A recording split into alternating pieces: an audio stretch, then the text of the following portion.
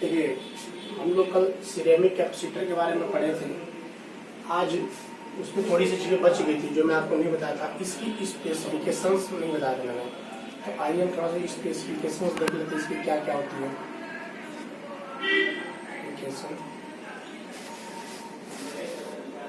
देखिए, जो ceramic capacitor की जो रेंज होती है वो 3 pf से लेके, इसको याद कर लीजिए, जो स्पेसिफिक इसकी जो रेंज होती है इसकी सिरेमिक कैपेसिटर की, वो 3 pf से लेके 2 माइक्रोफैराड तक होती है।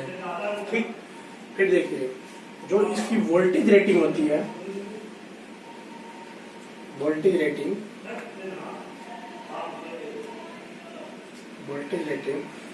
वो आपके 3 वोल्ट से लेके 3 वोल्ट से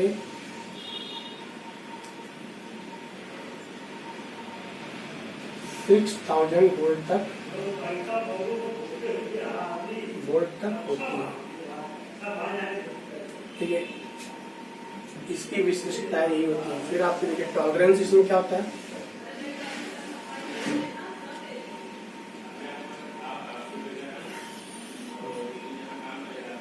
टॉलरेंस जो इसकी होती है तो ±5% से लेके ±20% तक होती है। देखिए, इसकी ये क्या है, स्पेसिफिकेशंस है। इसकी मेरिट थोड़ा सा जान लेते हैं, इसकी मेरिट क्या क्या होती है। तो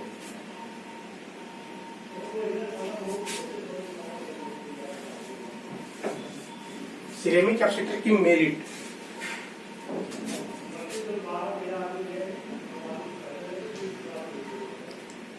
ठीक है, इसमें लीकेज करंट, जो लीकेज करंट होता है वो बहुत कम होता है। लीकेज करंट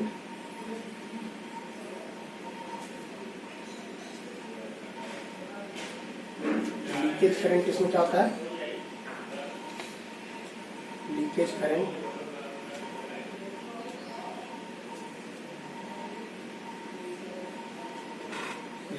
क्या होता है, बहुत ही कम होता है, जिससे इसका जो रेजिस्टेंस का, प्रतिरोध का वैल्यू होता है वो बहुत ज्यादा उच्च होती है, जिससे रेजिस्टेंस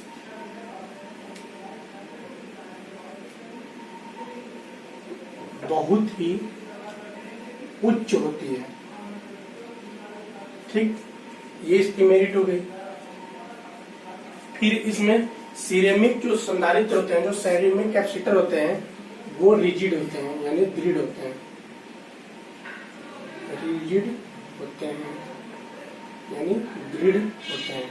सिरेमिक कैपेसिटर रिजिड भी होते हैं। अब इसके एप्लीकेशंस देख लेंगे कि इसका एप्लीकेशंस क्या क्या है।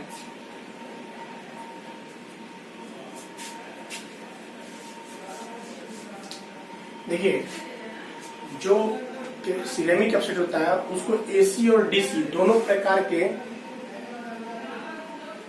परिपथ में प्रयोग किया जाता है। ठीक, इसकी पहला एप्लीकेशन से हो गई। दूसरी एप्लीकेशन ये होती है, इन्हें युग्मन संधारित्र यानी कपलिंग कैपेसिटर तथा बाईपास संधारित्रों के रूप में उपयोग करते हैं। यानी कि कपलिंग कैपेसिटर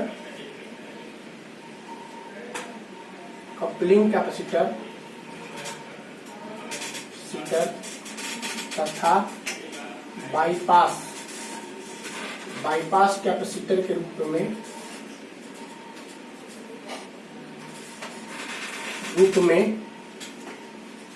प्रयोग करते हैं। तो ये आपकी सिरेमिक की हो गई। फिर अब हम देखेंगे माइका कैपेसिटर के बारे में कि माइका कैपेसिटर, देखिए, माइका कैपेसिटर वे कैपेसिटर होते हैं जिनमें परावैद्युत के रूप में अभ्रक यानी कि माइका का प्रयोग किया जाता है। यानी कि माइका कैपेसिटर होता है जिसके देखिए, माइका कैपेसिटर मैंने आपसे बताया, जिसमें क्या किसका यूज किया जाता है, परावैद्युत के रूप में माइका यानी अभ्रक का प्रयोग किया जाता है, माइका कैपेसिटर कहलाता है। देखिए इसकी थोड़ी कंस्ट्रक्शन हम जान लेते हैं कि इसकी संरचना कैसी होती है। तो देखिए इसकी संरचना हम थोड़ा देख लेते हैं। डेफिनेशन आप लिख लीजिएगा इसका, कंस्ट्रक्शन इसकी क्या होती है।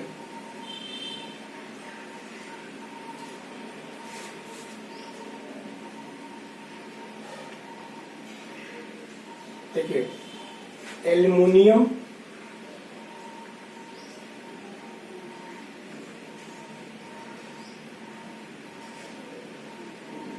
अथवा टीन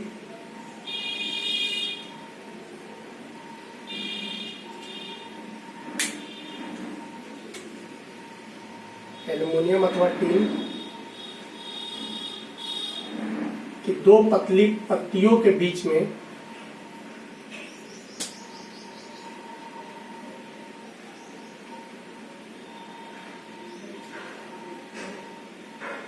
एल्युमिनियम अथवा टीन की दो पतली पत्तियों के बीच में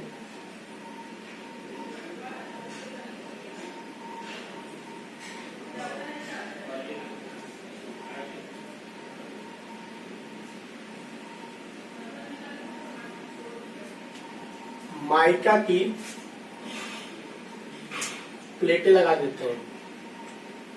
यानी कि ये इसकी कंस्ट्रक्शन होती है, फिगर है ये माइका कैपेसिटर की।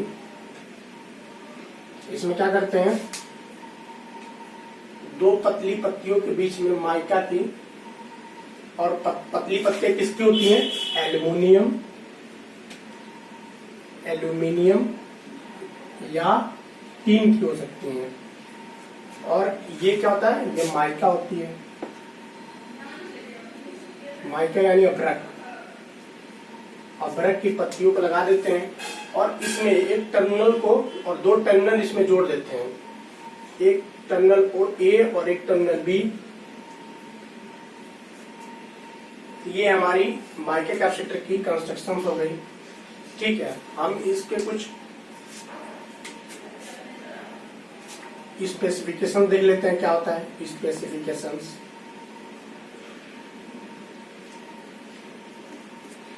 देखिए इसकी जो रेंज होती है 1 pf से 1 माइक्रोफैराड तक होती है। इसकी वोल्टेज रेटिंग जो होती है, वोल्टेज रेटिंग 500 वोल्ट तक होती है, लेकिन हाई फ्रीक्वेंसी पर इसको हम 40 किलो वोल्ट तक यूज कर सकते हैं। हाई फ्रीक्वेंसी पे, उच्च आवृत्ति पे हम इसको 40 किलो वोल्ट तक यूज कर सकते हैं। जो इसकी टॉलरेंस होती है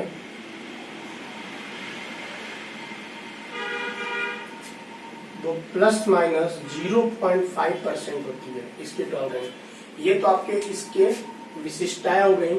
अब हम आपको इसे कुछ मेरिट बता देते हैं। मेरिट क्या,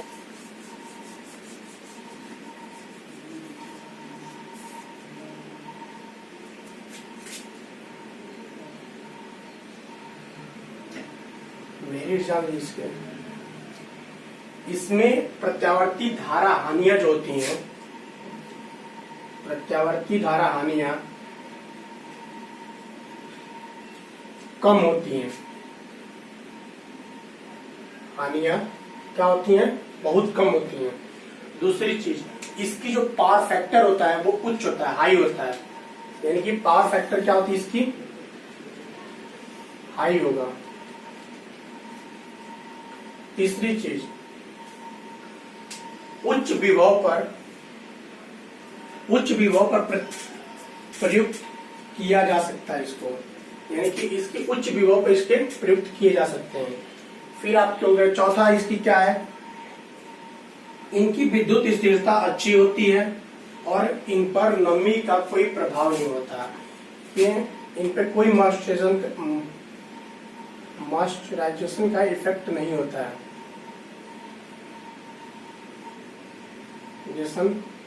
इफेक्ट नहीं होता है। ठीक, यानी कि नमी प्रभाव नहीं होता है। इसके एप्लीकेशंस क्या क्या होते हैं, थोड़ा एप्लीकेशन देख लेते हैं। यह उच्च वोल्टेज अनुप्रयोगों में यूज किया जाता है। इसकी एप्लीकेशंस है, यह उच्च वोल्टेज अनुप्रयोगों में प्रयोग किया जाता है और उन अनुप्रयोगों में जहां अत्यधिक टेम्परेचर परिवर्तन होता है, यानी कि टेम्परेचर जहां चेंज सबसे ज्यादा होगी वहां पे हम माइका कैपेसिटर का यूज करते हैं। ठीक, ये हो गई आपकी माइका कैपेसिटर के बारे में। अब हम देख लेते हैं इलेक्ट्रोलाइटिक कैपेसिटर। इलेक्ट्रोलाइटिक कैपेसिटर क्या होता है? इलेक्ट्रोलाइटिक कैपेसिटर क्या होता है? इसमें हम धातु ऑक्साइड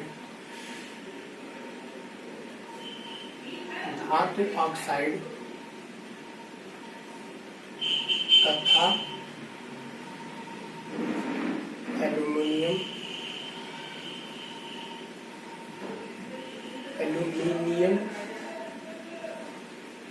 धातु ऑक्साइड तथा एल्यूमिनियम ऑक्साइड को परावैद्युत के रूप में कार्य करता है। एल्यूमिनियम ऑक्साइड परावैद्युत के रूप में कार्य करता है, इलेक्ट्रोलाइटिक कैपेसिटर कहलाता है। देखिए, इलेक्ट्रोलाइटिक कैपेसिटर में धातु ऑक्साइड तथा एल्यूमिनियम ऑक्साइड जो होता है परावैद्युत के रूप में कार्य करता है, वो आपके इलेक्ट्रोलाइटिक कैपेसिटर कहलाते हैं। ठीक, इसके बाद इसकी कंस्ट्रक्शन क्या है, थोड़ी सी टफ थी इसलिए मैंने इसको पहले ही बना लिया। देखिए, इसमें क्या करते हैं,